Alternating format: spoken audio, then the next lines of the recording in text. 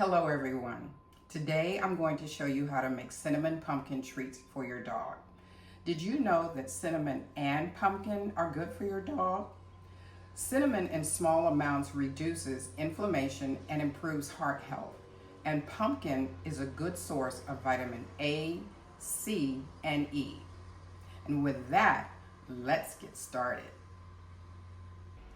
The ingredients we're going to use today are 4 cups of flour, 2 cups of pumpkin puree, 2 eggs, 2 tablespoons of honey, and 2 tablespoons of cinnamon. So let's put it all together in the stand mixer.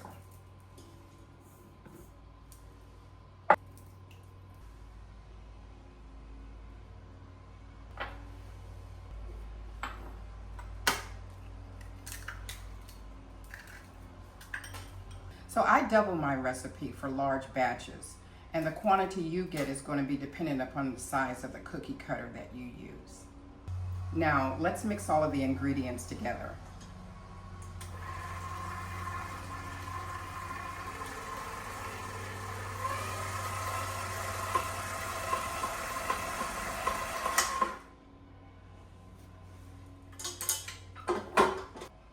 You'll know when the dough is done when it no longer sticks to the bowl.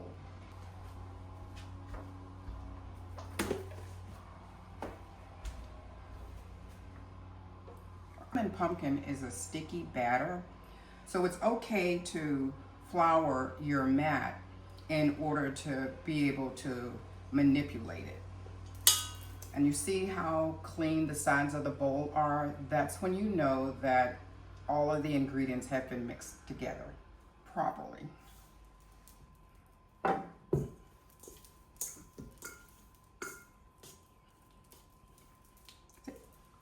Clean bowl.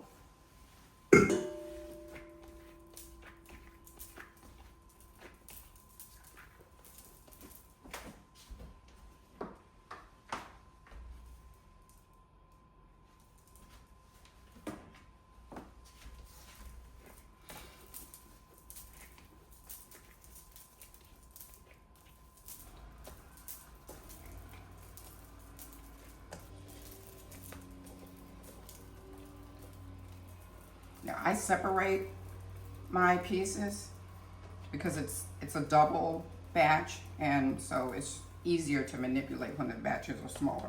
It's still a little sticky. So I'm going to add some more flour to it.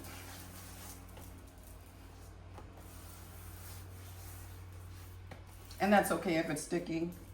It's okay if you add a little more flour to it. Just do it in small amounts.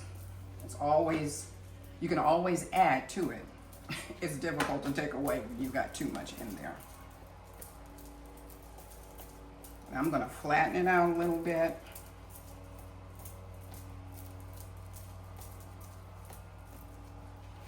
Just a little bit more.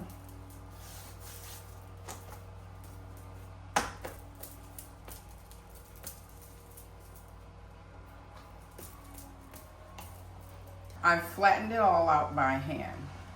Now, I use a dough sheeter to further flatten my dough. I used to use a rolling pin for years, and I just got tired of using the rolling pin, so I invested in this dough sheeter.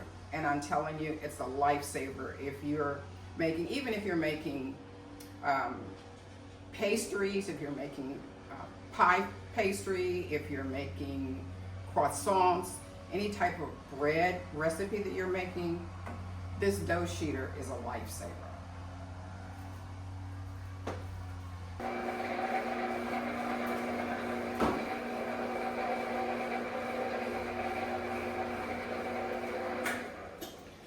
Now I ended up having to reduce the size of the piece I had originally because it was so thick and it was so moist that there was difficulty going through the dough sheeter.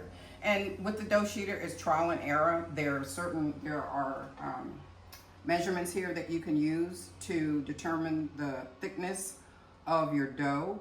And some doughs go in really well. Some doughs don't. Some doughs are moisture than have more moisture than others. So it's a trial and error, but still, I would never go back to a rolling pin if I'm going to be making large quantities of dog treats. I use a multi-cutter for efficiency.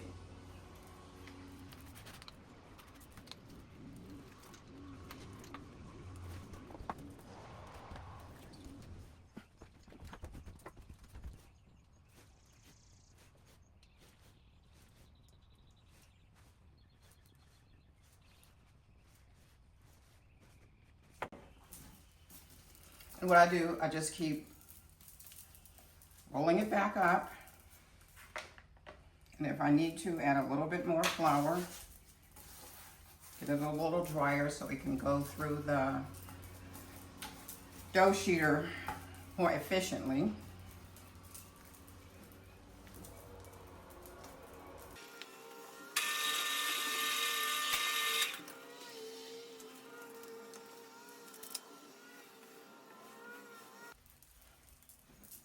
So now I have 3 of these that I need to make. And when it gets to be this small, I stop running it through the sheeter and I just save it for the other 2 or 3. This may be 2 batches right here for the other batches, and I'll put them all together and run them through at the same time.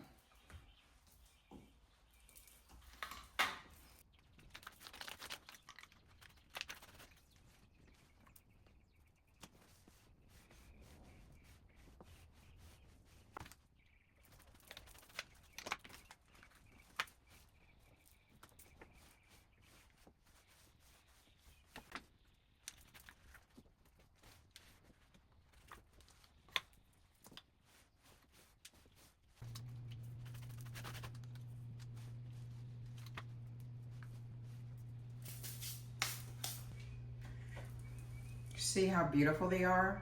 These are ready to go in the oven at 350 degrees for between 30 and 45 minutes. The longer that you keep them in the oven, the longer that you keep them in the oven, the crispier they will be.